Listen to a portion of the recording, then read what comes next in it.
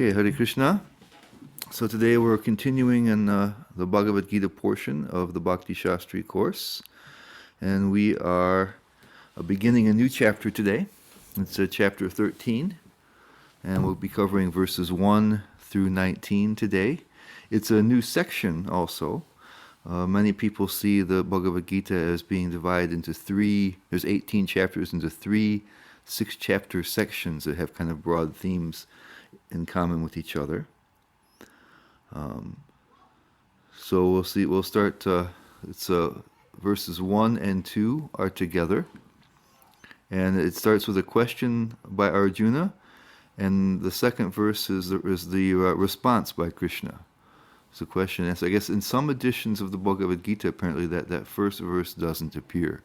It's just implied by Krishna's answer. So it says, Arjuna said, "O my dear Krishna, I wish to know about Prakriti," and Prabhupada says it has in brackets nature, Purusha, he has in brackets the enjoyer, and the field, and the knower of the field, and of knowledge, and the object of knowledge. Jnanam Gnayam. The Supreme Personality of Godhead said, he answers this question, he says, "This body, O son of Kunti, is called the field, and one who knows this body is called the knower of the field." He begins to answer. And then there's some commentary here in the purport. Prabhupada mentions the new section here of 6 chapters. He says, in the first 6 chapters of Bhagavad Gita, the knower of the body, the living entity, and the position by which he can understand the Supreme Lord are described. In the middle 6 chapters of the Bhagavad Gita, the Supreme Personality of Godhead and the relationship between the individual soul and the super soul in regard to devotional service are described. And then he says, he continues, he says, now starting with the 13th chapter, how the living entity comes into contact with the material nature, and how he is delivered by the Supreme Lord through the different methods of fruitive activities, cultivation of knowledge, and the discharge of devotional service are explained. Although the living entity is completely different from the material body, he somehow becomes related. This also is explained.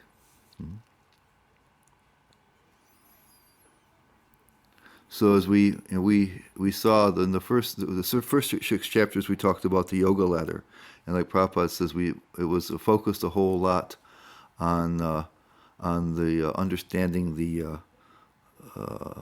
soul, and especially through the action of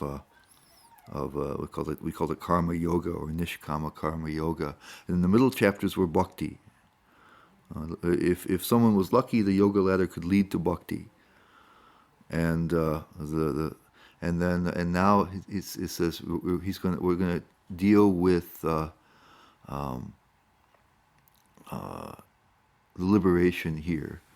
It says how the living entity comes into contact with material nature, and how he is delivered by the Supreme Lord through the different methods of fruitive activities, karma, cultivation of knowledge, jnana, and the discharge of devotional services. So all 3 topics, karma, jnana, and bhakti, are going to be included in here in this third part, this third section of Bhagavad Gita, the last 6 chapters, 13 through 18. And then others also say something about it. Vishwanath Chakravarti Thakur says, let me offer my respects to the Lord's bhakti, which by its mercy resides within jnana and other processes to a small degree, in order to bring about success in those processes. If you remember, we mentioned previously that there has to be some bhakti, even in all of the other dharmas, to make them effective. And so he's referring to that here, kind of poetically. In the last 6 chapters of the Gita, he says, jnana mixed with bhakti is delineated. Within these 6 chapters, Kevala Bhakti, we call it Ananya Bhakti or Pure Bhakti, is also shown indirectly to be supreme.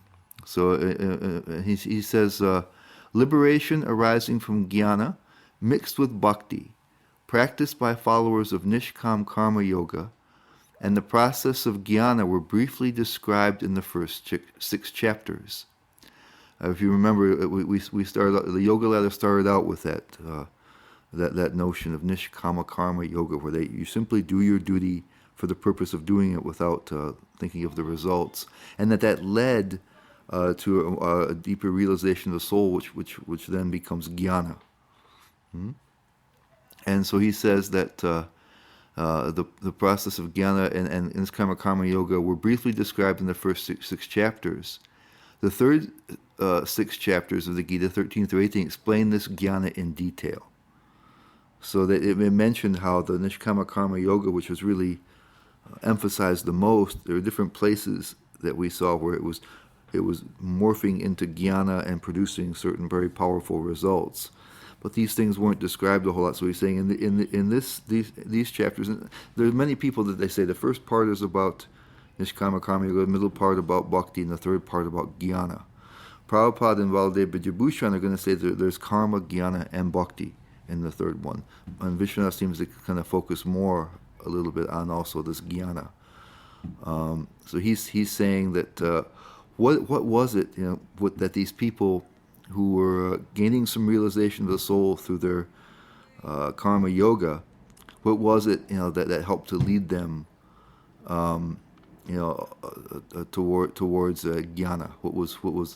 What kind of understandings did they have that made them progress further and take up more the process of jnana yoga? We saw in chapter 4 that a lot of that was sacrifice, that they had to perform sacrifices in order to make that happen. But here we're going to see into their heads and see what kind of understandings they have, and that's going to help us in our bhakti as well. So. And then in Baladev Vijayabhushan, he has his own take a little bit, and it says his is more like Srila Prabhupada's.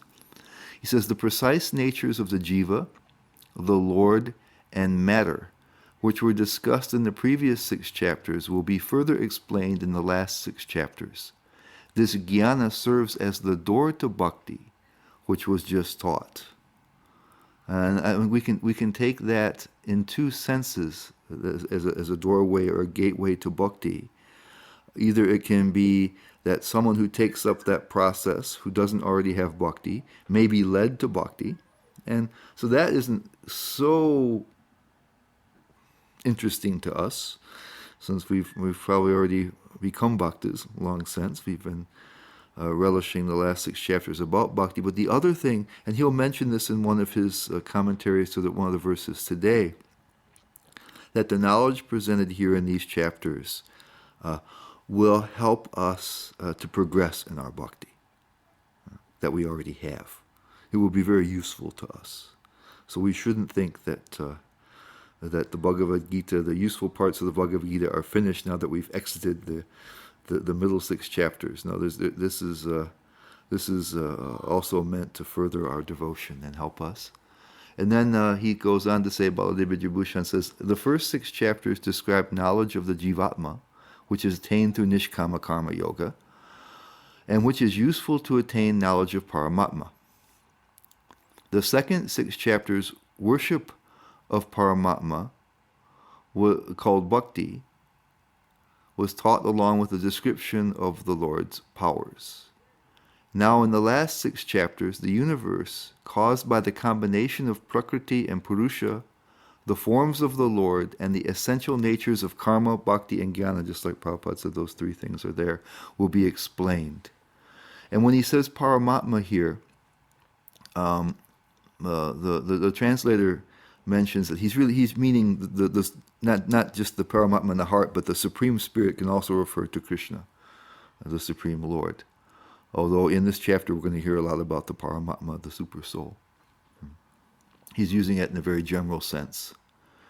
And I think Prabhupada says a similar thing in the commentary here. At least maybe I didn't put that in. Let's see here. Here's what Prabhupada says, though. In the purpose, sometimes we think, I am happy, I am a man, I am a woman, I am a dog, I am a cat. These are the bodily designations of the knower. But the knower is different from the body. So that was the question, what is the field and who is the knower of the field? But the knower is different from the body. Although we may use many articles, our clothes, etc., we know that we are different from the things used. Similarly, we also understand by a little contemplation that we are different from the body. I or you or anyone else who owns this body is called Kshetragya, the knower of the field of activities, and the body is called Kshetra, the field of activities itself. Okay? That summarizes what Krishna has told us so far. And then so moving on to text number 3, Krishna expands on what he says. He says, O scion of Bharata, you should understand that I am also the knower in all bodies. And to understand this body and its knower is called knowledge. That's my opinion. Okay. And Srila Prabhupada says, in every field of activities, in every body, there are two souls.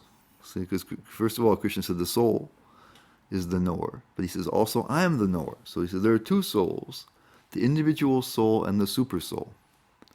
Because the super soul is the plenary expansion of the Supreme Personality of Godhead, Krishna says, I am also the knower. But I am not the individual knower of the body, I am the super knower. I am present in every body as the Paramatma, or super soul. He goes on to say, the individual may be the knower of his own body, but he is not in knowledge of other bodies. The Supreme Personality of Godhead, who is present as the Supersoul in all bodies, knows everything about all bodies. And then he says, in this chapter it will also be explained that out of the two knowers, one is fallible and the other is infallible. One is superior and the other is subordinate. So we see here in this little series of excerpts from the purport, a theme that Prabhupada is really going to zero in on throughout this chapter. And as we'll see later on in the section we're covering today, there's a lot of very Upanishadic-like language being used, like we saw in the Ishopanishad. And so it's there are some of the contradictions that we saw in Ishopanishad that can be misinterpreted. The contradictions and different things they mention are trying to show that the Lord is a person of a very unique type. But if you misunderstand it, you may think that the Lord's not a person, that he's impersonal. And so Srila Prabhupada was clearly thinking that people who read his Bhagavad Gita as it is, there would be many of them that would have this misunderstanding, that would think that the soul and the super soul are the same, that God was that it was trying to say that God is simply a soul, or that we are the super soul, that God is impersonal. Already by now, having read Bhagavad Gita, we're pretty clear on the position of the soul and the Lord. But I think he was clearly, because he really emphasizes, people apparently use this section of the Bhagavad Gita to try to justify monism. And so he's very, very careful. You see him make repeated comments. We'll quote some of them, but if you read through the purports carefully, you'll see it again and again and again. So apparently because of the kind of Upanishadic language and the way it's done, he thought he has to be very careful to keep making this point between the difference of the tiny little dependent soul with the Lord, who's the source and controller of everything. I think we're clear about what we've read so far, that there's no confusion there.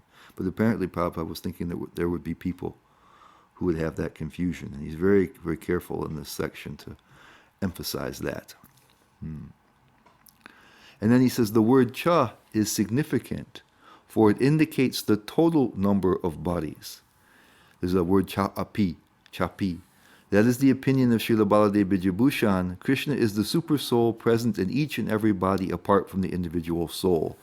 So that we each, in our body, in every body, there's two entities, two knowers. One of them is us, our individual soul, and the other one is the super soul who's in all bodies. So he says it indicates the total number of bodies. And then Baladeva Vijayabhushan, he kind of puts words in Krishna's mouth, and he has Krishna saying, "O Bharata, know that I alone am the knower of the field in all fields." It means the knower in all bodies. The word api, there was that cha api, indicates exclusivity. So he says, so that we as individuals, we know only our own body. Only Krishna, only the super soul knows all the bodies. Our knowledge is limited, his is not limited. He says that word api and the cha api. Prabhupada gave Baladeva Vijayabhushan's significance of the cha part, and then api Baladeva Vijayabhushan gives here. And then in Prabhupada's purport he says, one who studies the subject matter of the field of activity and the knower of the field very minutely, in terms of this Bhagavad Gita, can attain to knowledge. So that's knowledge is going to be the knowing the field and who are the knowers of the field. Okay. Well, I think I repeated something here. I did. Okay, the first part of this next slide is the same one. And then, so ignore that. And then, and Krishna, this is also from the purport, and Krishna explicitly says here that real knowledge is to know that the super soul is the controller of both the field of activities and the finite enjoyer. Krishna, in this verse, doesn't say it, but we know it well enough from what Krishna has said in the past, and I think we'll see it again in the future. So that not only is Krishna the supreme knower and knows all the bodies, but he controls everything else. He's stated that very clearly and repeatedly. He's the controller of the material nature. We had one verse that said that he's the origin of the material nature. He's the origin of us, the jivas. He says that we are his superior energy. And he emanates everything and he controls everything. He said that very clearly. So we should, we can understand too that other difference between the two knowers. It's not only a question of the breadth and of knowledge, but also that super knower, that Paramatma is the source of everything and the controller of everything else. So it's different in every way. Then Vishwanath Chakravarti Thakur and Baladeva Vijayabhushan both have a comment. Vishwanath Chakravarti says, what is knowledge? Because that was one of the questions Arjuna asked. Knowledge of the jiva and the Paramatma, both knowers of the field, along with knowledge of the field, is called knowledge according to me. Okay. And then Baladeva Vijayabhushan says something similar. He says, what is knowledge? I consider knowledge to be the ability to distinguish between the two knowers of the field, the jiva and the Lord, and the relation of these two with the field. So that's implied with what Prabhupada and Baladeva Vijayabhushan says. Prabhupada he's been trying to show that be able to distinguish between the two knowers, and he's going to continue to do that. So it's not that we just know who they are, but their difference, and then the relation of these two with the field. And so this Prabhupada already has mentioned that the super soul is the controller of those things. So that's his relationship to both the other knower and the field, and we'll see something about the jivas as well. So he kind of makes it a little bit, focuses in a little bit more deeply there. Not just know who they are, but how they're related to one another, and how they're different from one another. So we'll go on to text number 4, 13.4. And Krishna says, now please hear my brief description of this field of activity, and how it is constituted, what its changes are, whence it is produced, who that knower of the field of activities is, and what his influences are. Okay, so that's what he's saying. So he's going to cover next. And Prabhupada says, I'm just going to, this is the whole purport there because it's pretty succinct. He says, the Lord is describing the field of activities and the knower of the field of activities. in their constitutional positions. One has to know how this body is constituted, the materials of which this body is made, under whose control this body is working, how the changes are taking place, where from the changes are coming, what the causes are, what the reasons are, what the ultimate goal of the individual soul is, and what the actual form of the individual soul is. One should also know the distinction between the individual living soul and the supersoul. Prabhupada's mentioning that again. Their different influences, their potentials, etc. One just has to understand this Bhagavad Gita directly from the description given by the Supreme Personality of Godhead, and all this will be clarified. But one should be careful not to consider the Supreme Personality of Godhead in every body to be one with the individual soul, the jiva. This is something like equating the potent and the impotent. So he's emphasizing that. So you'll see this is a constant emphasis throughout. And so clearly he's feeling that there were people who would have misunderstandings that he needed to clarify this with, who would read his Bhagavad Gita as it is. And he came, Prabhupada said that he came to help relieve the world of nirvishesha and shunyavadi, voidness and oneness philosophy. And so I guess he was expecting that such people may read his Bhagavad Gita as it is, and he was thoroughly going to try to set them straight. And also us, we may have some impersonalist tendencies within us, and so if that's the case, that's going to be removed in this chapter. And Vishwanath Chakravarti Thakur says, now the Lord begins to elaborate on what he has said previously in abbreviated form. So now he gave us a quick answer, and now he's going to give a more detailed one. Now he's giving some idea of his methodology. He says, that knowledge of the field of activities and of the knower of activities is described by various sages in various Vedic writings. It is especially presented in Vedanta Sutra with all reasoning as to cause and effect. So Krishna's, this is why we're going to see later on especially that the language is very Upanishadic, and it sounds a whole lot like the Ishopanishad. Because he's going to refer, he says, to other authorities. People have discussed this in the past. And so we're going to hear what previous sages and various Chandabi Vedic hymns have, and also the Vedanta Sutra has said about it. He's going to base his explanation on those, although it's going to be a summary. And Prabhupada says in his purport, the Supreme Personality of Godhead Krishna is the highest authority in explaining this knowledge. He's the source of all knowledge. Still, as a matter of course, learned scholars and standard authorities always give evidence from previous authorities. So Krishna is doing like that. Krishna is exploring this most controversial point regarding the duality and non-duality of the soul and the supersoul by referring to a scripture, the Vedanta, which is accepted as authority. And so, again, here Prabhupada's mentioning that this impersonal versus personal, he calls it a controversial point regarding the duality and non-duality of the soul. So Prabhupada is thinking if we understand this chapter properly, where we understand these two different knowers and how they're separate, it will relieve us and relieve anybody else of this notion of the Mayavadi or oneness philosophy, and open the door to them and to us for bhakti, if these things are a burden or trouble for us, an obstacle for us. And then Prabhupada says, and Vyasadeva's father Parashara is also a great sage, and he writes in his books of religiosity, Aham Tvam Cha Tatanye, we, you, I, and the various other living entities are all transcendental, although in material bodies. Now we are fallen into the ways of the three modes of material nature according to our different karma.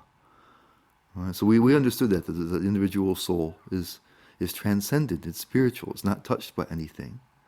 But here we are in material bodies, and we seem to be touched by the material nature. And we're taking different births in different forms according to our karma. He says, as such, some are on higher levels, and some are on the lower nature. The higher and lower natures exist due to ignorance, and are being manifested in an infinite number of living entities. But the supersoul, which is infallible, is uncontaminated by the three qualities of nature and is transcendental. Here's a huge difference between the soul and the supersoul. The supersoul may be in that field, but is not attached or affected or illusioned in any way. We are in the field, in the body, and we are thinking that we are the body. We're attached to the activities of the body, and we are therefore not understanding our own transcendence. So that's a very important distinction. That's what makes the Lord supreme and us not. One of the reasons. There are many things that make that true. And then Vishwanacharya Thakur, he puts a question in Arjuna's mouth to try to explain the continuity here. He says, "You are describing this briefly. Who then has described this in detail?" And the Krishna then would say, it has been described by rishis such as Vasishta in the scriptures dealing with yoga by the Vedas. Chandogya is the word in the verse, and by the words of the Brahma Sutras. The Brahma Sutras, through their words, padai is in the verse, such as Atato Brahma Jigyasa, the first sutra of the Vedanta Sutra, make known, and pradyate is the word that he's quoting from our Bhagavad Gita verse, Brahman. But what type of words are they? They are words of logic. Hitumadbir, that's in the verse, which are very decisive. Visheshita Nishtitai. So he's showing kind of how the consonant flow here goes. Arjuna is curious. You're talking in summary, but has it been described in detail other places? And that's why Krishna says I'm referring to the works of the sages and the various Vedic literatures. It has been analyzed there in great detail in those places. So then we're going to start dealing here with the field, the kshetra, in 13, 6, and 7. And even though it's kind of detailed here, it's still a summary. And so the 5 great elements, this is 6 and 7, false ego, intelligence, Krishna speaking here, the 5 great elements, false ego, intelligence, the unmanifested, the 10 senses in the mind, the 5 sense objects, desire, hatred, happiness, distress, the aggregate, the life symptoms, and convictions. All these are considered, in summary, to be the field of activities and its interactions. Okay. So we'll take a look at them. We have listed them out here.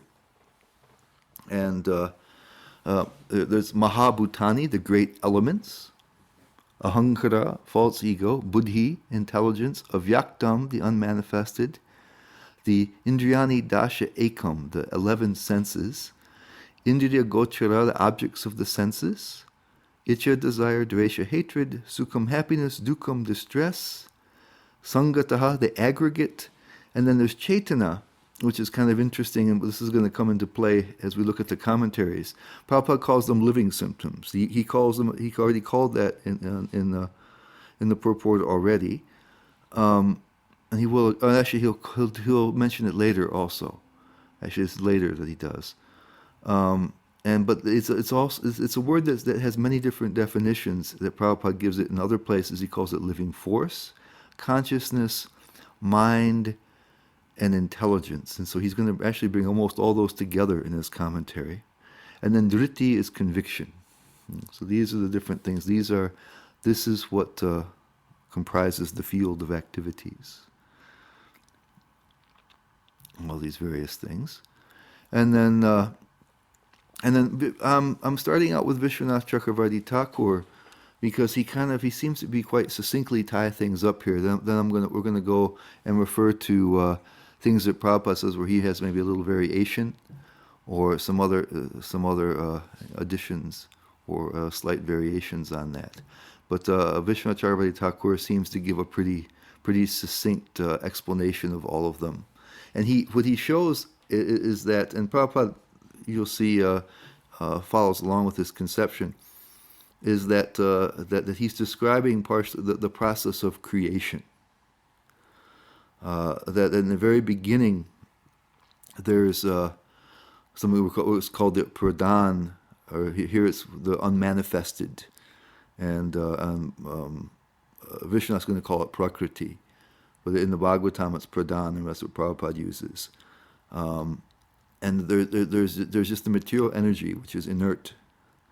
And then Krishna glances over it, the Mahavishnu glances over it, and it turns into this, Prabhupada calls it the Mahatattva, which he describes one place as the sum total of all intelligence, and begins to differentiate into various other components of the creation. And that's what we're going to see here. And that's why Krishna has listed this in a certain order. So here's what Vishwanath Chakravarti Thakur says. In this verse, the nature of the field is described. Mahabhutani refers to ether, air, fire, water, and earth. And ahankara refers to false ego, the cause of these mahabhutis. So in the process of creation, buddhi refers to mahatattva, composed of vijnana, realized knowledge, the cause of ahankara. Avyakta refers to prakriti, the cause of mahatattva. So let's go back in reverse. So that first of all, you have this avyakta, this prakriti, or it's called pradhan, this inert material, undifferentiated material nature. The only thing I can think that compares to is you see something at absolute zero, with no energy. And so it's homogeneous. It's inert, and when it's energized by the glance of Mahavishnu, first thing that comes out is false ego, ahankara, the notion of I and mine.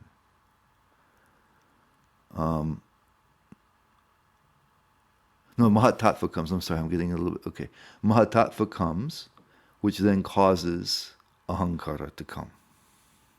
So first of all, the pradhan, or the avyakta, becomes energized, and it becomes this gigantic. It's composed of a buddhi, or he says vijnana, intelligence. Vishnu says, and that causes ahankara to appear, and out of ahankara. Actually, this is summarized in different modes of nature, come various other things. So out of this ahankara, ahankara that's in the mahatattva, out comes these the mahabhutanis, the ether, air, fire, water, and earth. So there's like a causal connection here, or a progressive connection here. That's how these things unfold once prakriti or pradhan has been energized by the glance of the Lord. Indriyani refers to the 10 senses: eye, ear, nose, skin, tongue, hands, feet, genital, anus, and voice. Remember, in Sanskrit, these indriyani, it's almost like equipment, that's the way I would think of it. There's two kinds. Usually when we talk about the senses, we mean what they call them in Sanskrit the jnana indriyani, things that give us information from the outside. So the eyes see, the ears hear, the nose smells, the tongue tastes, and the skin touches. Gives you touch. So a certain input comes in, but also we have equipment that allow us to act on the world. Right? So those are the karma, the senses of action. And so you see, so the eye sees, that's a jnana indriya. The ear hears, the nose smells, skin touches. The tongue does both. Right? It tastes and it speaks. And so it performs actions, and it receives information. The hands, the feet, genital, anus. He has the voice. That's the tongue. As a sense of action. So all these other things perform actions. Okay? And then and he says that there's eka. Says there's ekadas. There's 10 and 1, and this next one it refers to the mind. That's the other sense. The mind, it says, is the the centralizes all of those. And then it says, then there's the 5 indriya gochara, or sense objects. So it's the sensations: sound, touch, form, taste, and smell. So it's the sensations, the things that you receive through the senses. And it says the field is made of these 24 elements. Okay? And then there's the Sangata, which is the aggregate, Prabhupada translates it. So it means that when all those things they come together to form bodies. All those things are present in bodies. And so he says Sangata is the body evolving from the 24 elements. Icha, Dvesha, Sukha, and Dukkha, desire and hate, happiness and distress. He says those are well known. We actually heard a lot about those already, and we'll continue to in the Bhagavad Gita. And then Chaitana, he says, is the mental function. And that's the one that Prabhupada has. He calls it the life symptoms, I think, and he has those different translations for it. So he has a little. It's not really a different take, but it's maybe a little bit more elaborate in some ways. He says Chaitana is the mental function constituted of knowledge. Dhriti is perseverance. Icha and other qualities mentioned in this verse are qualities of the mind, not of the soul, and thus they're included in the field. Because some of these things are, so they're qualities. They're not substances like almost everything else here. The attachment and aversion, happiness and distress, dhriti, determination, conviction, perseverance. So these things are experienced by he says by the mind, and Prabhupada says by the subtle body. And Prabhupada also he gives something even added additional to that, which is interesting. And so these things are either the result or they're related to interactions. We'll see that. We'll go on to what Prabhupada says. So all these different, all these different components that form bodies, which is the aggregate, and then there are these kind of qualities or dispositions or things that are in there too, that are very fundamental to how we operate. So we're controlled by the Icha Dvesha, attachment and aversion. Krishna already mentioned that, and Sukha and Dukkha, happiness and distress. All these things are very important to our lives. We're trying to attain happiness. We're trying to attain the things we want, and we're trying to go away from things that we're averse to and avoid distress. And Dhriti is our determination, our perseverance, our conviction that guides how we act in so many ways. So let's take a look now at what Srila Prabhupada has to say in his purport. And he says, the 5 great elements are a gross representation of the false ego. So here, you see, I quoted Vishwanath Chakravarti Thakur partially because Prabhupada seems, he uses the word representation.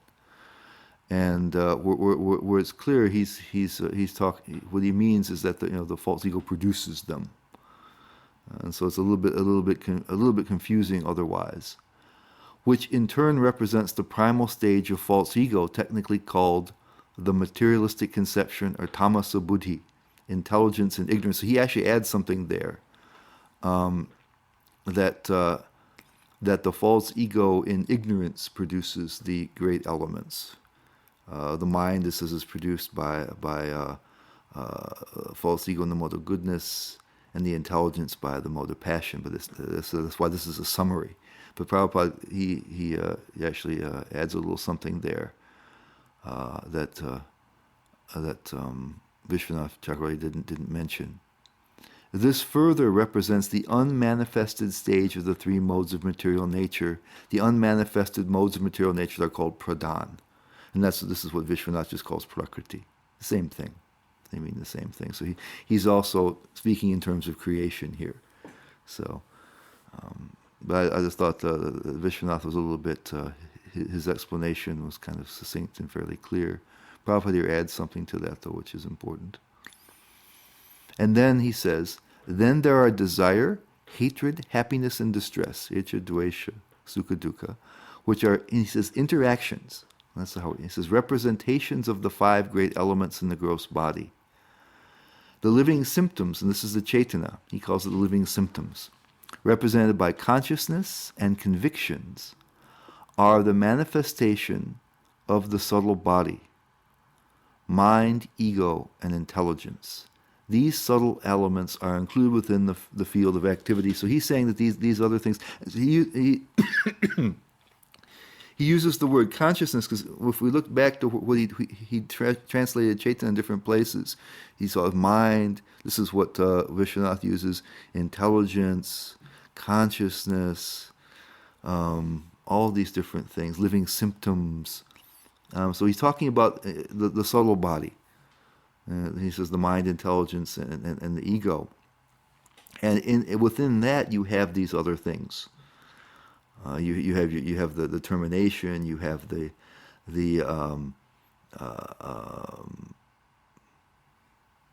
see, in subtle body you don't have no unliving thing has these things, and dead things don't have those things. So they're living symptoms. He says something life force. He calls that Chaitana. So this desire, hatred, happiness, distress, and the convictions. These things, are in the subtle body. They're not outside. We feel happiness and distress. We feel desire and hate. We have, a conviction that's it's not a sensation we're getting from the outside. It's something within. Baladev calls it, what's he called it? He just calls it the internal senses. And they result, some like happiness and distress. They result from our interactions with the subtle and the gross body. The senses, the senses may tell us it's really hot out there, or we may smell something really unpleasant, or the opposite, and that produces happiness and distress. Our experience with things, tell us what we like and what we don't like. We have attractions for certain things and aversions for others. And based on a lot based on what we think is valuable and what we've experienced as valuable, we make our determinations, our convictions. We make our decisions, what our priorities are, how we're going to go about living. And so that determines a lot how we interact with the world. So you see, Prabhupada, because the interactions are mentioned in there. Vishwanath doesn't mention those in his commentary. Prabhupada in the verses mentioned interactions. So Prabhupada is pointing out that this is where the interactions are taking place.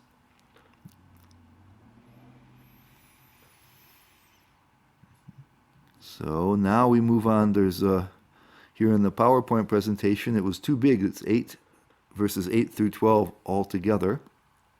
I have a common topic here. It's a long list of things.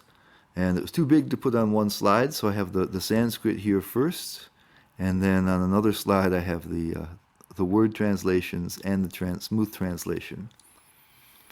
And here Krishna is talking. Actually, it's understood to be the means to attain knowledge. That this is a process, Prabhupada mentions, and so does Baladev. He says humility. Pridelessness is a whole series of things listed. Nonviolence, tolerance, simplicity, approaching a bona fide spiritual master, cleanliness, steadiness, self-control, renunciation of the objects of sense gratification, absence of false ego, the perception of the evil of birth, death, old age, and disease. Right? That's something that Prabhupada emphasizes that a lot. We have to understand that we're subject to these things, and in general, people aren't. They try to not pay attention to it. And everybody's aware of it, but we not try to pay too much attention. That's just how things are. We shouldn't let it ruin our happiness. Detachment, freedom from entanglement with children, wife, home, and the rest. Even-mindedness amid pleasant and unpleasant events. We've seen this recur so many times in Bhagavad Gita, happiness in being equal in happiness and distress. constant and unalloyed devotion to me, aspiring to live in a solitary place, detachment from the general mass of people, accepting the importance of self-realization, and philosophical search for the absolute truth. All these I declare to be knowledge, and besides this, whatever there may be, is ignorance. And so Prabhupada says in this purport, he says, the embodied soul is entrapped by the body, which is a casing made of the 24 elements, and the process of knowledge as described here is the means to get out of it. So Krishna says it's knowledge, but Prabhupada and the other commentators say it's the process of knowledge. If we do what's mentioned in there, have those gain the qualities that are in there, it can produce knowledge. It's more of a means than an end here. And then Baldev Bijabhushan says, the Lord will describe in detail the two knowers of the field, who should be the real objects of knowledge, who are distinct from the above-mentioned field, in the previous verse, 2 verses. But first, in 5 verses, that's what we're talking about here, the Lord describes 20 factors which help in attaining this knowledge. Okay, so that's what he's saying. He's saying that that by these 20 factors, if we adopt it, take it as a method of acquiring knowledge, will help us to understand the two knowers of the field properly. That they are the real. That's really what we're trying to understand. And then Prabhupada gives the whole list of them. Many of them are fairly self-explanatory, and some of them we've covered before. So I wanted to highlight just a few of them where Prabhupada gives a really particular devotional bhakti-centered interpretation, because that's what's going to be particularly useful to us. And so there are a few here where he really gives us something that will be useful to us, particularly in bhakti. He gives a definition that we might not exactly expect.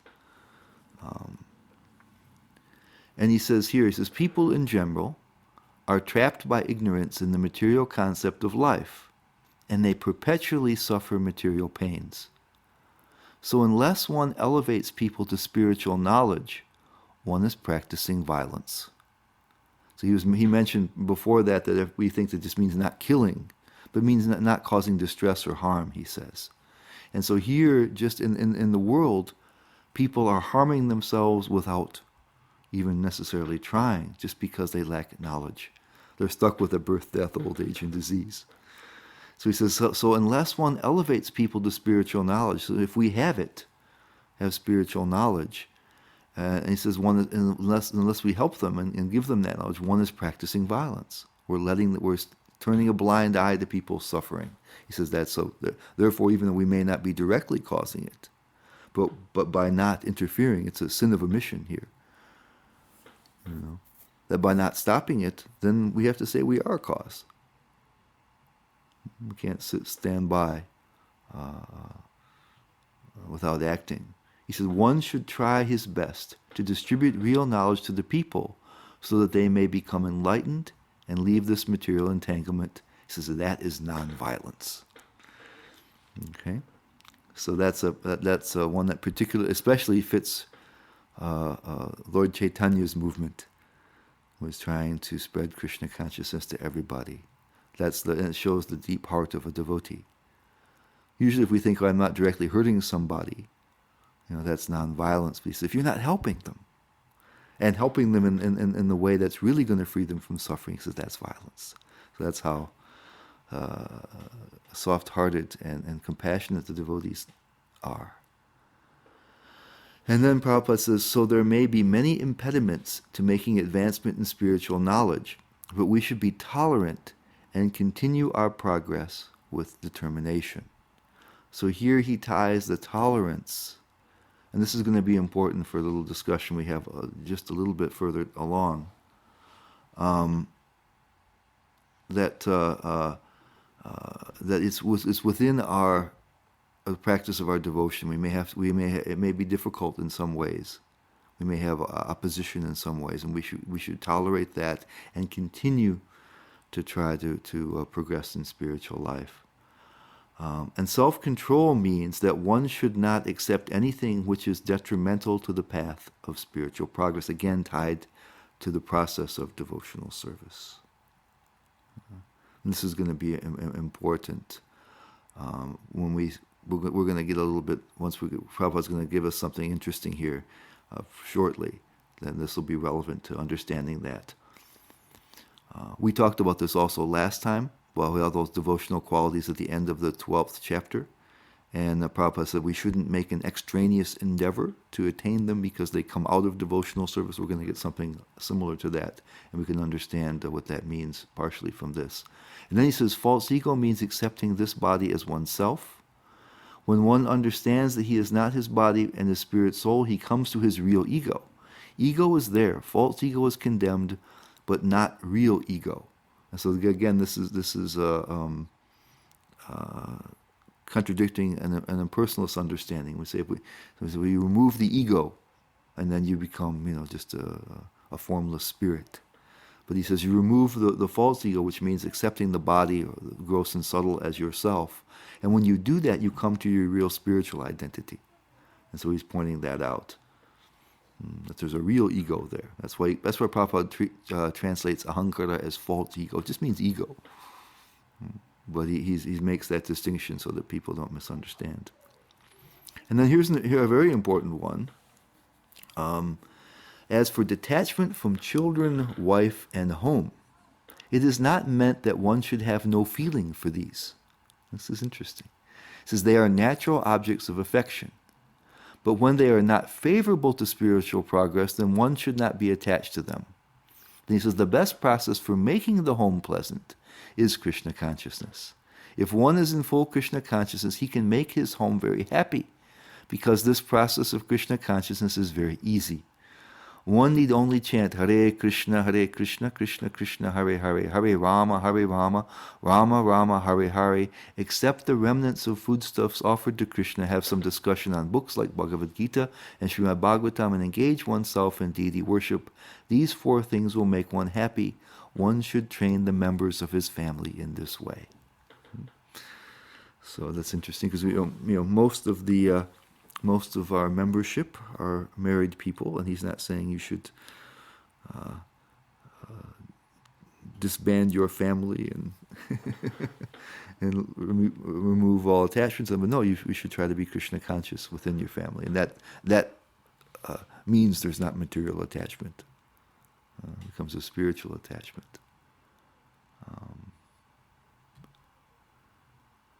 Sometimes there's misunderstanding in that any kind of family affection is illusion and against material or spiritual progress. He's giving us a relevant understanding of that. And then he says, of all descriptions of the process of knowledge, the most important point is described in the first line of the 11th verse. Mai chananya yogena bhaktir abhibhacharini. The process of knowledge terminates in unalloyed devotional service to the Lord. If one does not approach or is not able to approach the transcendental service of the Lord, then the other 19 items are of no particular value. But if one takes the devotional service in full Krishna consciousness, the other 19 items automatically develop within. Okay? We mentioned that the last time, and we'll see it again in Nectar of Devotion, that bad qualities disappear and good qualities appear through the practice of devotional. So the good qualities and the things mentioned here are intrinsic to the soul. And as the soul becomes awakened, they come out. And however, he mentioned last time, but here, like I said, we could misunderstand that. Just like he said last time, we don't make any extraneous effort to do them. Here it says they come out automatically, so then we don't have to practice any of them, right? But earlier he's already said, self-control means rejecting everything that's not in line with our devotional progress. And that tolerance means that even if we come up with some obstacles, that we should, have determination and go forward. And so what happens then? If we run into some obstacle, right? And should we just say, well, the tolerance hasn't come out yet naturally, so let me just give up my devotional practice? Or, similarly, well, I haven't been, my self-control isn't manifest enough, so just let me, I won't try. Eventually, automatically, my self-control will come about, and I'll be able to reject things that aren't helpful to my devotional service. That's not what's recommended here. So the extraneous meant outside of our devotional practice, and we mentioned that, ideas like that, where maybe you put yourself in a place where you experience discomfort, because it said heat and cold, or so many of these different things where you try outside of your devotion. So like for example, if you do a lot of physical work, if you have a job where you do a lot of physical work, you develop strength in your body, right? That comes naturally an account of that. But otherwise, you can also develop strength by lifting weights. That's more of an extraneous process. And so devotion has these things incorporated, and all these qualities are there. Somebody who is a mature devotee has all these qualities. They're part of the soul. They're part of devotion. And so in at our stage where we're practicing, we don't have them in great degree. But when we encounter the need for them within our devotional service, we should try to cultivate them. We don't just try separately to go out and have to tolerate so many different things. So we become tolerant. We want to connect that quality with our eternal devotional nature. They're all devotional qualities. They're not separate qualities. And so when we are called upon, right, if we're trying to practice devotional service, then obviously we want to try to focus on devotional service. We want to analyze and see what is helpful and what's not, and how can I get rid of the things that aren't. It's natural to want to do that. And we do it to the level of our ability. And we pray to be able to do it more. If we're not tolerant, if we're not humble, if we're not all these other qualities, if we don't have the proper attitudes that are given here, then we pray for them. We try to do better each time when we're faced with that. And we understand that's what devotional service, that's what the devotee is. That's a devotional nature. So we do it in a way that's connected with our devotion, and that helps to resonate with those qualities that we already have on a spiritual level. It helps to bring them out. And that way it's part of devotion to do that. It's not extraneous. It's not separate. And that's part of how devotional service develops these qualities. We work at them a little bit also. Sometimes they just come through, just through the practice. That's true. But there may be those that we have more difficulty with, and we can focus on those.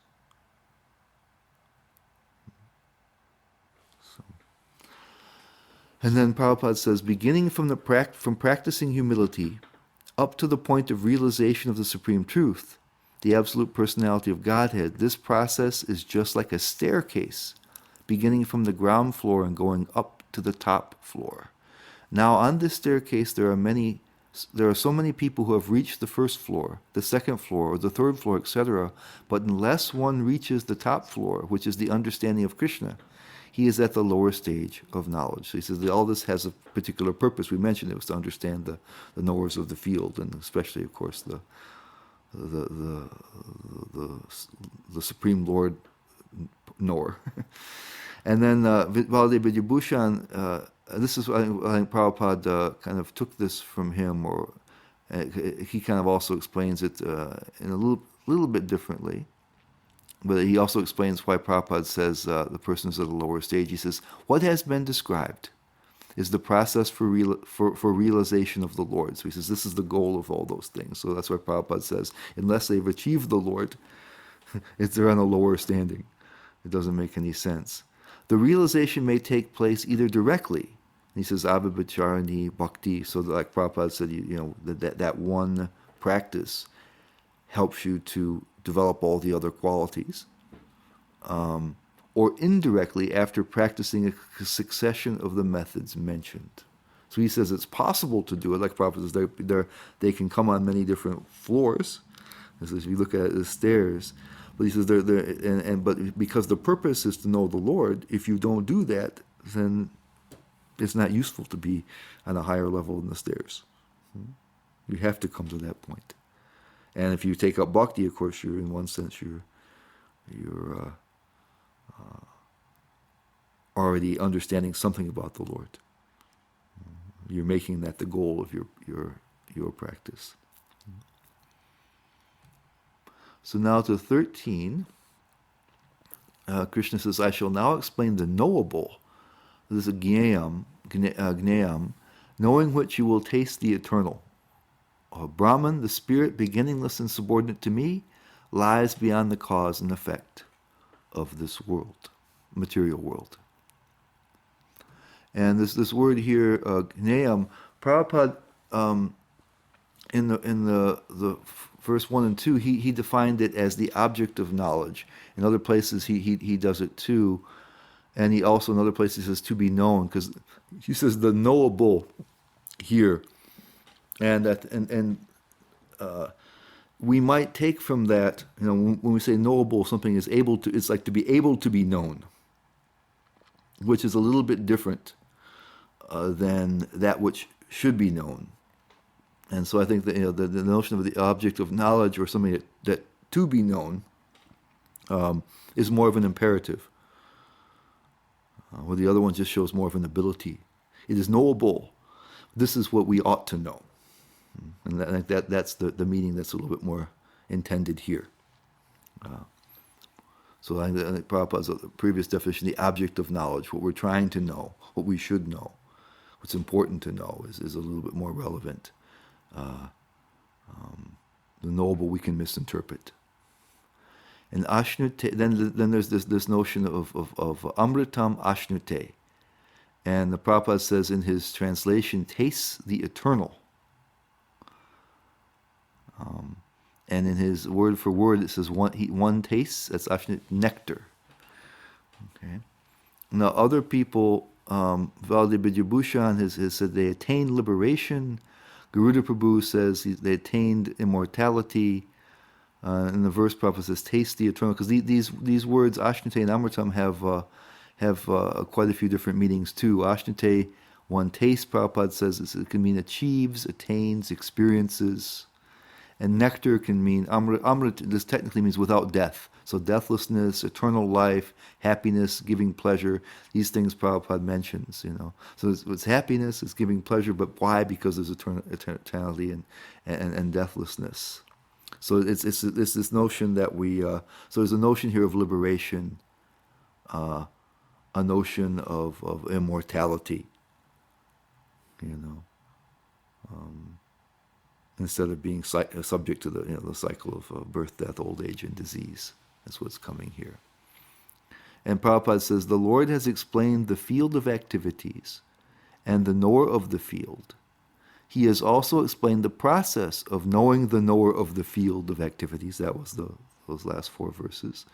Now he begins to explain the knowable. First the soul, and then the super soul. Right, so what we should know, the object of knowledge is the 2 knowers of the field. By knowledge of the knower, both the soul and the super soul, one can relish the nectar of life.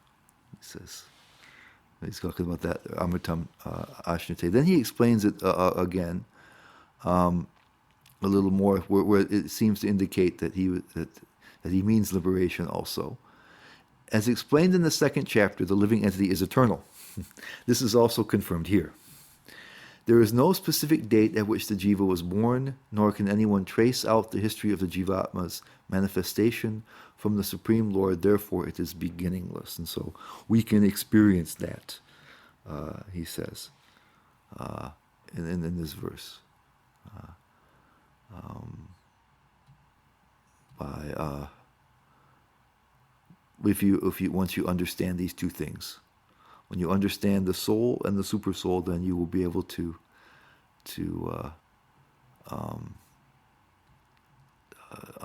taste the, he says, taste the nectar, or experience immortality, or here he says, understand your eternality. And then he says, and this is another reinforcement of the difference between the two knowers. He says the living entities are eternally in the service of the Supreme Lord. So one is superior, one is subordinate. He makes that point. Now here comes the kind of the Upanishadic language and kind of approach in these next few verses. In 3:14, everywhere are his hands and legs, his eyes, heads, and faces. He has ears everywhere. In this way, the super soul exists, pervading everything. So the last verse was talking about the soul. Prabhupada says that Brahman, the spirit, beginningless and subordinate to me, lies beyond the cause and effect of this world. So we heard about that in the second chapter. Prabhupada explained how it's beginningless. We understand how it's subordinate. Krishna already said that we're his superior energy, and we're beyond the cause and effect of this world. Krishna says he's controlling the material nature. That we're not. We mentioned before how we can desire to do something, but actually the physical action takes place by higher powers. So the cause and effect of this world, we're just observers as spirits, as souls. So we're beyond that, and we're untouched by anything material that we mentioned already. So now we're going to come to, that's all we're going to hear, I think, about the soul. This time we've heard quite a bit before. Now we're going to start hearing about the super soul. Everywhere are his hands and legs, his eyes, heads, and faces. He has ears everywhere. In this way, the super soul exists, pervading everything. Okay? And Prabhupada explains in this purport, he says, as the sun exists diffusing its unlimited rays, so does the super soul, or the Supreme Personality of Godhead. He exists in his all-pervading form, and in him exist all the individual entities, beginning from the first great teacher, Brahma, down to the small ants. There are unlimited heads, legs, hands, and eyes, and unlimited living entities. All are existing in and on the super soul. Therefore, the super soul is all-pervading. We had that vision in the 11th chapter. Right. And how he was that universal form. That was a vision of the super soul, and how everything was contained there.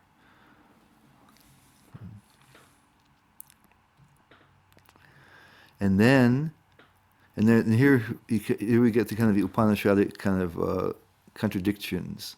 The super soul is the original source of all senses, yet he is without senses. He is unattached, although he is the maintainer of all living beings. He transcends the mode of nature, and at the same time he is the master of all the modes of material nature. So this is kind of interesting. The idea is, again, to show us how the Lord has form as a person, but he is a person unlike any other person. He is unique. So he's the origin of all everybody's senses, but without senses his own. And this Prabhupada is this is the kind of thing that Prabhupada's worried about, where people will misunderstand. Because if Krishna has no senses, it means he has no form. He can't perceive, and he can't act, right? Because the senses do those two things, perceive and act. He'll explain that, how that's the case. He is unattached, although he is the maintainer of all living beings. That's unusual. Usually, if we maintain people, maintain things, we're attached to them. So why would he do that? And then he transcends, and we understood that already. He mentioned how he's equal to everybody. So he's facilitating their wishes, but he has no personal interest in it. He's disinterested. He transcends the modes of nature, and at the same time he is the master of all the modes of material nature. So again, usually if you're controlling something, you have some vested interest in it. But Krishna doesn't. He's created this place for us to be in forgetfulness of him if we choose. And he provides us with the opportunity to do that. But the goings-on of this world have no intrinsic value to him. So here's what Prabhupada says. He says, the Supreme Lord, although the source of all the senses of the living entities, doesn't have material senses like they have. His senses are transcendental and are therefore called nirguna. He says, in other words, the Lord is not impersonal. He has his eyes, legs, hands, and everything else. Because we are part and parcel of the Supreme Lord, we also have these things. But his hands, legs, eyes, and senses are not contaminated by material nature. As far as we can understand from Vedic literature, the Supreme Lord is always transcendental. Although we do not see his head, face, hands, or legs, he has them. And when we are elevated to the transcendental situation, we can see the Lord's form.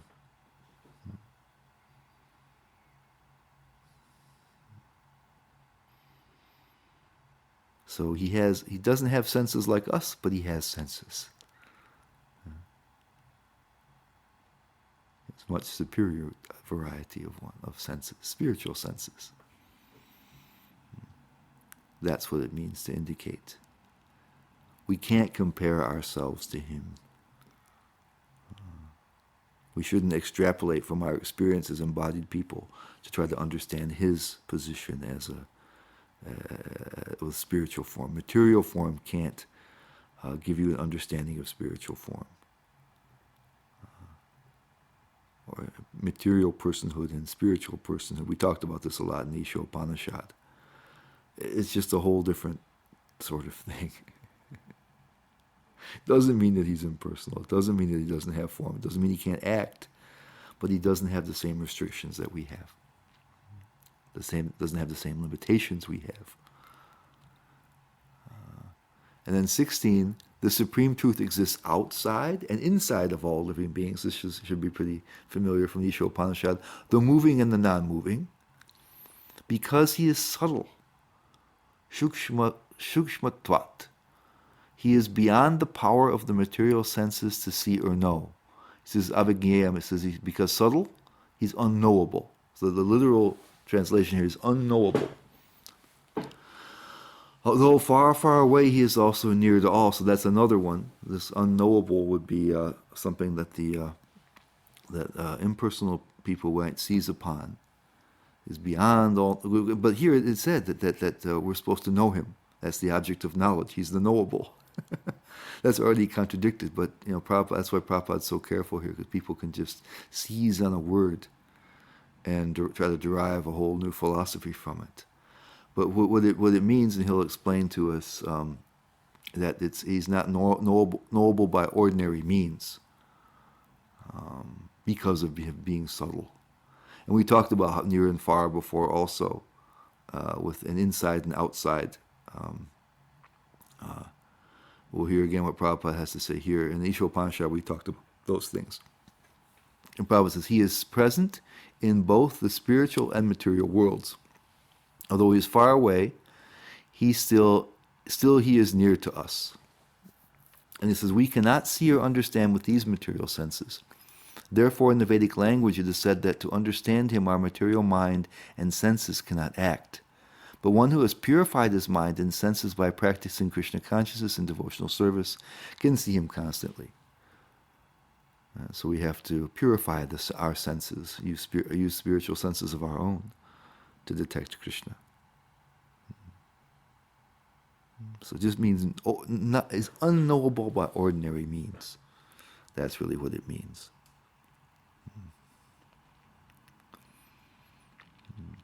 And again, that's supposed to call attention to the fact that he's different.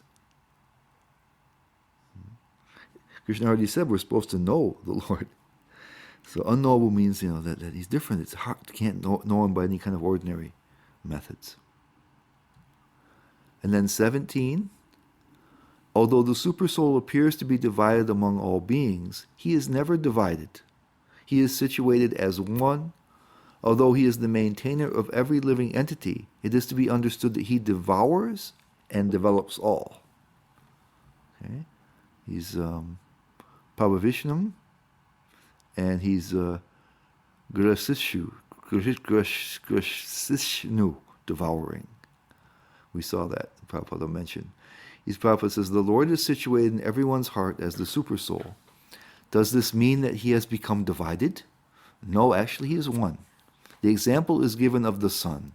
The sun at the meridian is situated in its place. But if one goes for 5,000 miles in all directions and asks, where is the sun? Everyone will say that it is shining on his head. In the Vedic literature, this example is given to show that although he is undivided, he is situated as if divided.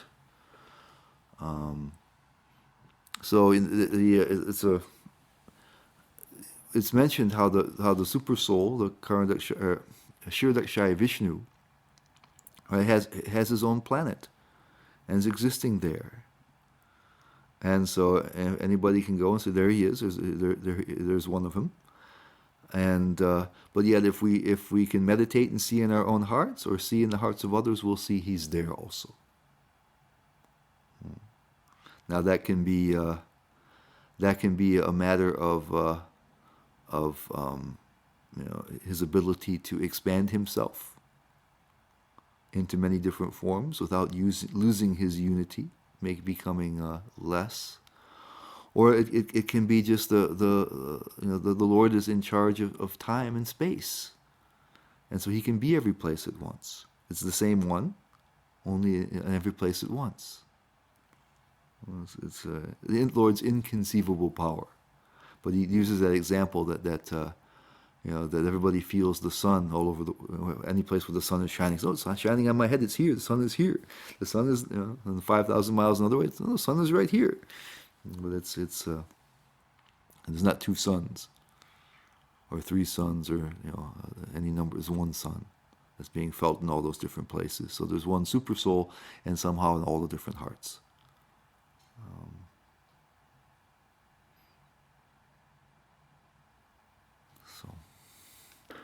And the Supreme Lord, although the maintainer of every living entity, devours everything at the time of annihilation. This was confirmed in the 11th chapter, right? We saw when the Lord said he had come to devour all the warriors assembled at Kurukshetra. Arjuna was seeing all of them going into his blazing mouths. He also mentioned that in the form of time he devours also. So it's not only at the time of annihilation of the universe, but just all the time. Things are going out of existence, coming and going out of existence. He is the annihilator, the killer of all, Prabhupada says. When there is creation, he develops all from their original state, and at the time of annihilation, he devours them. He said he already said before that he's the source of all spiritual and material worlds, and everything comes from him. So everything's coming from him. He manifests everything, and he ultimately destroys everything through the form of time and through the form of the destruction of the universe. And then 18, we're struggling to finish on time here, but he says, he is the source of a source of light in all luminous objects. He is beyond the darkness of matter and is unmanifested. He is knowledge. He is the object of knowledge, and he is the goal of knowledge. He is situated in everyone's heart. So all knowledge comes from Krishna. Krishna is the super soul. And Krishna is super soul is a manifestation of Krishna. The Lord is the most important object of knowledge. That's that makes the most difference, and therefore also the goal. By knowing Him, we hope to attain Him. He is situated in everyone's heart. Hridi sarvasya vishishtatam.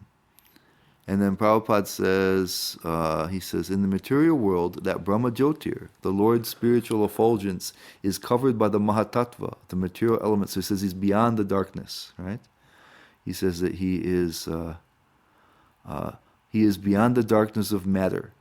It's the source of all luminosity, of all things. That he already said, in 10th chapter, he's the light of the sun and the moon. In the material world, that Brahma Jyotir, the Lord's spiritual effulgence, is covered by the Mahatattva, the material elements. Therefore, in this material world, we require the assistance of sun, moon, electricity, etc. for light, but in the spiritual world, there is no need of such things. So this is understanding he's also existing beyond the world. He's the light beyond the darkness, and the source of whatever light we have here. Prabhupada says, to one who is anxious to be transferred to that spiritual world, knowledge is given by the Supreme Lord who is situated in everyone's heart. So he's the source of the knowledge. He provides it. He's the goal of it, right? To go to the spiritual world and to him. And he's also the object of it. So we're worshiping him in order to do that. He says that Supreme Personality of Godhead, Super Soul, is the Prabhu, or master of all living entities. Therefore, he is the ultimate shelter for all living entities. So there is no denying the fact that the Supreme Super Soul and the individual soul are always very different. So one further time, Prabhupada is making that point yet again, just in case there's any misconceptions on the part of his readers. Because it's a very important point. You can't have devotional service unless you have the servitor and the served. And then the last verse we're going to cover today, we're really out of time here. Thus the field of activities, the body, knowledge and the knowable have been summarily described by me. So he said it's just in summary. Samasataha. Only my devotees can understand this thoroughly and attain my nature. He says, now Prabhupada, he says, now to summarize, one may understand that verses 6 and 7, summarizing the chapter, beginning from Mahabhutani and continuing through Chaitanya Driti, analyze the material elements and certain manifestations of the symptoms of life. That's where he gives symptoms of life again to that Chaitanya. He mentioned, consciousness, and we know consciousness. I should have mentioned that previously when we were talking about this. Is a manifestation of the soul, but sometimes the sages will analyze a material. They call it contaminated consciousness. So we have to have some consciousness in order to to function. We're conscious of the sense objects. We're conscious of the mind and the intelligence. But when we're really, really severely engrossed in these things, when our attention is fully absorbed in them, we call this abhivesanata, then it just functions as to facilitate the attachment. It doesn't feel separate. So they call it materially contaminated consciousness. That can be sometimes is called a material element. Consciousness is actually spiritual, but in that way, it's acting almost materially. So it can mean like that. Here he just says the symptoms of life. These combine to form the body or the field of activities. And verse 8 through 12 from Amanitvam through Tattva Gyanartha Darshanam describe the process of knowledge for understanding both types of knower of the field of activities, namely the soul and the super soul. Then verses 13 through 18, beginning from Anadi Mat Param and continuing through Hri Sarvasya Vishtitam, describe the soul and the Supreme Lord or the super soul. So that's what we've covered so far. And then, excuse me, Prabhupada says in his purport, he says, it is especially described here that only the unalloyed devotees of the Lord can understand these three items clearly. So for these devotees, Bhagavad Gita is fully useful. It is they who can attain the supreme goal, the nature of the Supreme Lord Krishna.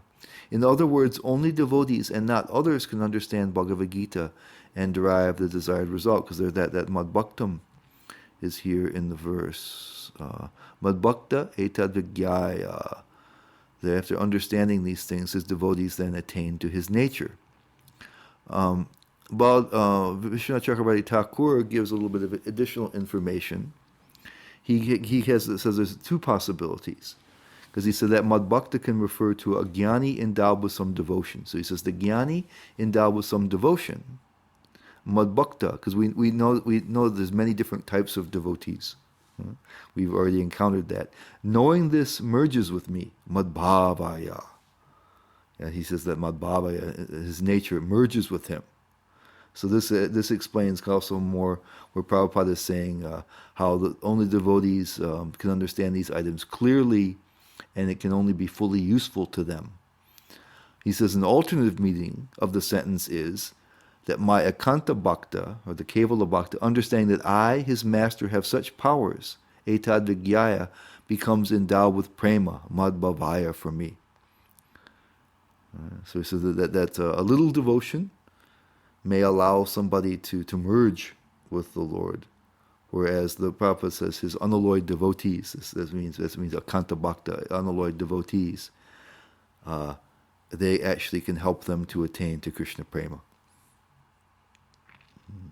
So this is that other second understanding of the gateway to bhakti. People may understand the knowledge here in these 6 chapters, and it may help them to take up bhakti in a serious way. And those who already are bhaktas, this knowledge can help them develop their bhakti. So we should be very happy to learn the things in these in chapters 13 through 18. They're very relevant to us as bhaktas. So thank you very much for listening again. We'll continue, try to finish chapter 13 next time. And if we can, we barely had enough time this time to get through what we wanted to. So thank you very much, and we'll take it up again next week.